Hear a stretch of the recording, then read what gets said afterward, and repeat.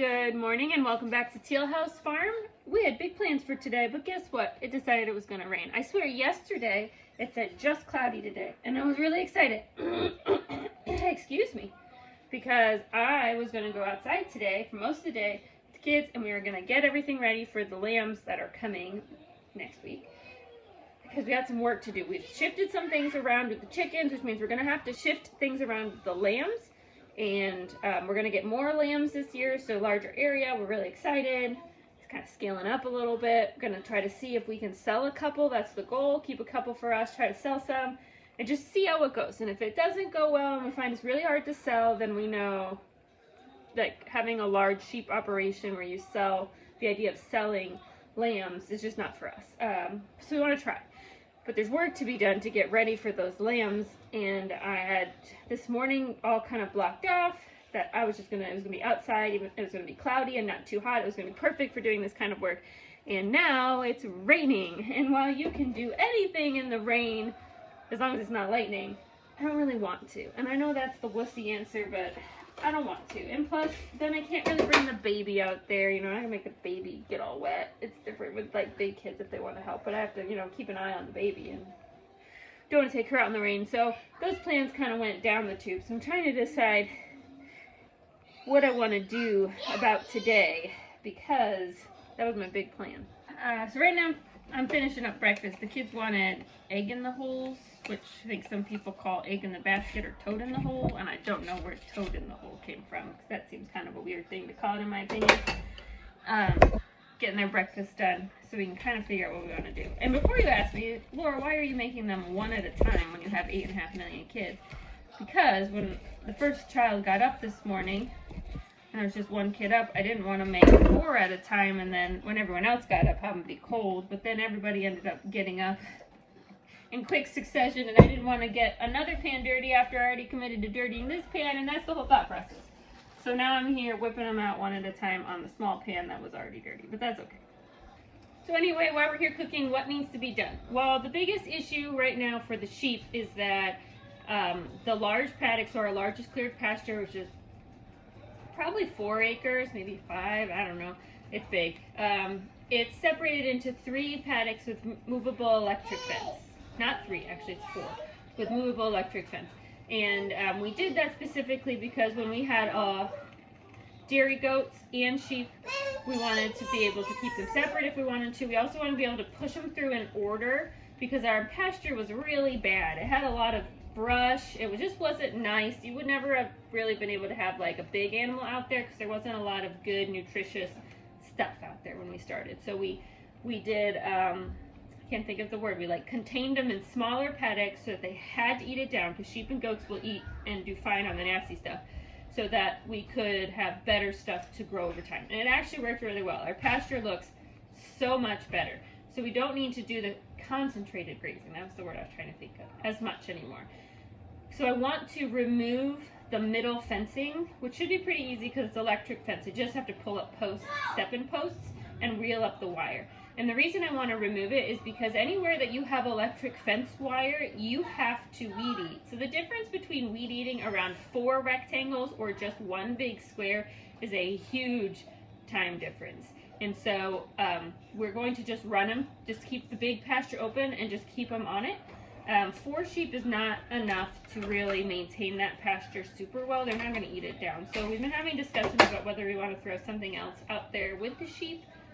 Stay tuned. Sam's not quite as convinced as I am about wanting to add another animal out there. It's not necessarily the expense. It's more of just anytime you add more animals, there's just more of a chance that something could go wrong as far as like needing a vet expense or having to transport it. Basically what I'm saying is that I really want to put a couple cows out there too, because we have the room for probably 2 smaller breeds, like 2 Dexters or something. If something had to be brought to a vet, it'd have to fit in the back of the van, and at a certain point a cow is going to be too large. So that's a discussion that we're having. But either way, the answer is the same. I need to remove the electric line and the step-in post, which I'm not going to do, as I said, in the middle of the rain. So that's off the docket for today. The other thing that needs to be done is the electric fence needs to be hooked back up, and I probably have to move the charger to the other side of the barn. That's a pretty easy procedure. It'll take 10 minutes. Again, not something I want to do in the rain. So that's off the docket. The last thing that needs to be done is the water tub would need to be moved and cleaned. I could do that in the rain. Actually, I will. I will do that today. That'd be a good thing to check off the list. We'll at least clean it out, and I'll set it up I'll put it up in the barn so it can dry out, so that it'll be ready to go to be put out in the pasture.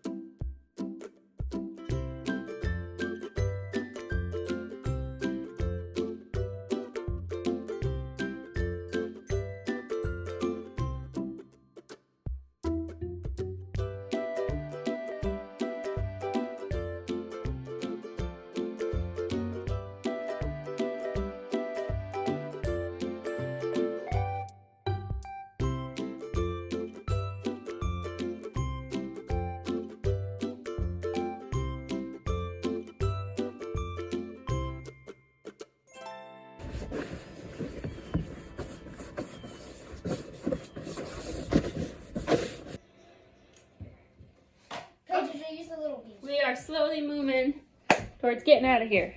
It has finally stopped raining too. Woo! Even though it stopped raining, we can't go outside and do more work because we have to go to town today. We have co-op and then we have activities after. It's going to be a really long day. We leave at like 11:30. We don't get home until 8:30. But I'd rather do it this way where we kind of stack things and then have to drive back and forth to town all the time. So it'll be good. And we just need to finish packing to get out of here. And as ridiculous as this bag stack work, there's method to my madness. We have a diaper bag, and then the kids who have activities have an activity bag that they responsible for their stuff. So I don't have to keep track of their stuff. Micah obviously has the largest one because she's got the most classes tonight. She's got multiple dance classes. And then I have my bag for teaching co-op with materials I need to teach today.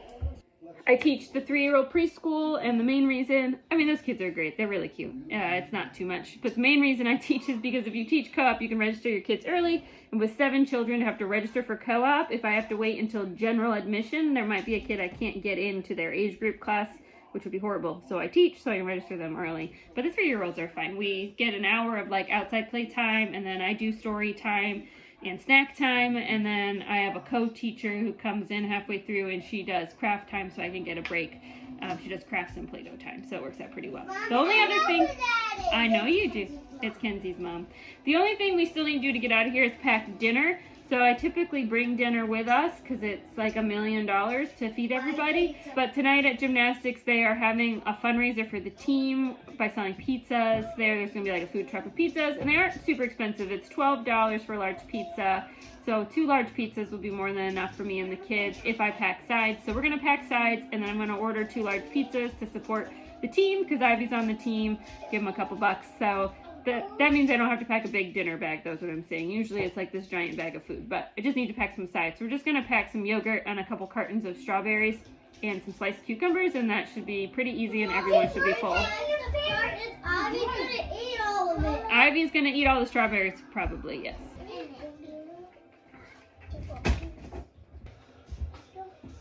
Yeah. Yeah.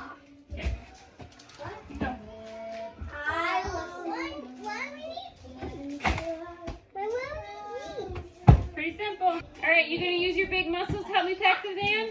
Yeah. All right, let's go pack it. We're headed to town. We will see you all next time, and hopefully we'll be able to get that fence all set up for our sheep.